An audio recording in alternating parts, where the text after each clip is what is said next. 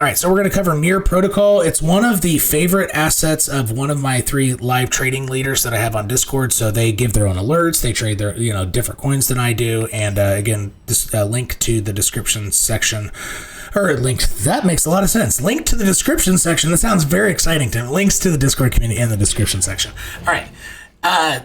So let's take a look at NEAR. I kind of wish I could refer to, he goes by Carl on my Discord. He's one of my live trading leaders because he trades this a lot and he knows how the animal moves. But let's take a look at what my voodoo magic can do here. Okay. I don't have much going on the chart, so that's not going to be helpful. But I did identify this whole range, though. I'm guessing that the range is actually going up here. It hasn't hit the top of it yet. I wonder why I made that guess. Huh. Why did I make that guess? Let's change this up a little bit. Let's go like this.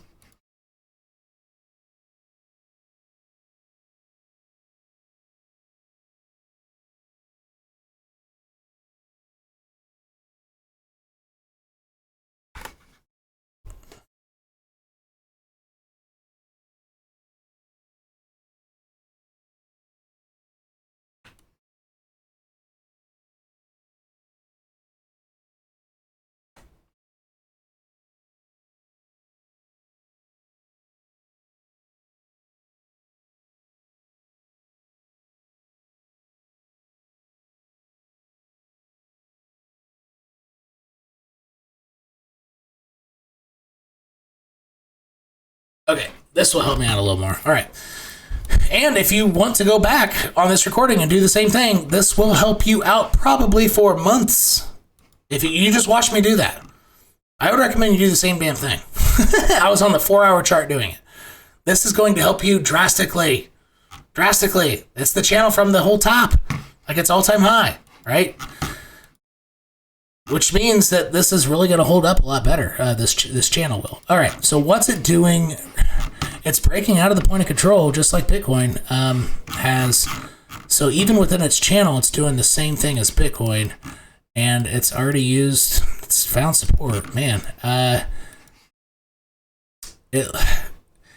of now, it's more probable to leg up. To be honest with you, it could have a pretty serious pullback down to here, though. So watch out. Like I wouldn't just go 100x long.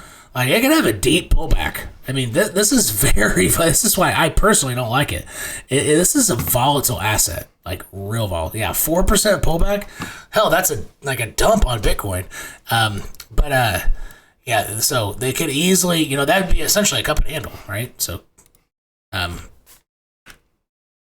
wow. There you go. I would watch out for that if you're trying to be long. It could be a pretty big pullback, like 4 to 5%. It doesn't.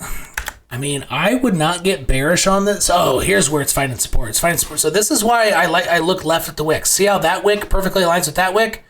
And what did price come back down to test? That. Exactly that line. See that? These wicks are real. And if I were trying to short this, knowing that this is a bullish shape, and I'm trying to, think this is a bull trap, I wouldn't have shorted this line here because I would have seen these just above. I probably would have been going for a wick above, but I would have been stopped out already. I probably would have had my stop here, most likely, if I were trying to do that. Yeah, I would have been stopped out. So I would have been smoked, essentially. Damn, this looks like it wants to do another rip. So I would say, so just look left. This is what altcoins do. After a big down move, as they recover, they just race up to the wicks. That's all that happens. I'm serious. That's literally all that happens.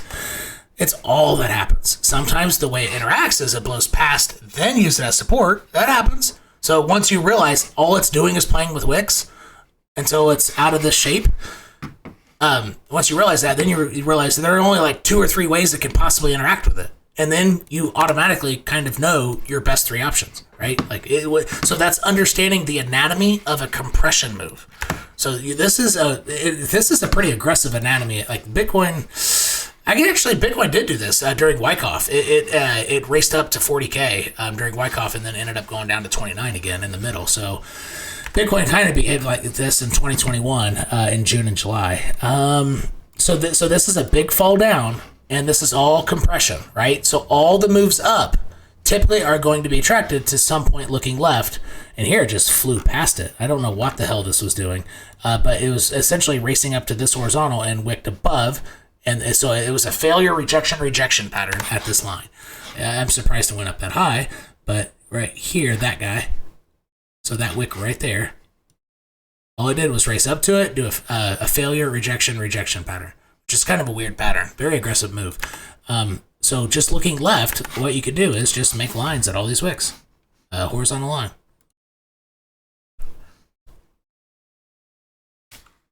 I promise you this is literally what happens on altcoins. It seems easy, but you know what?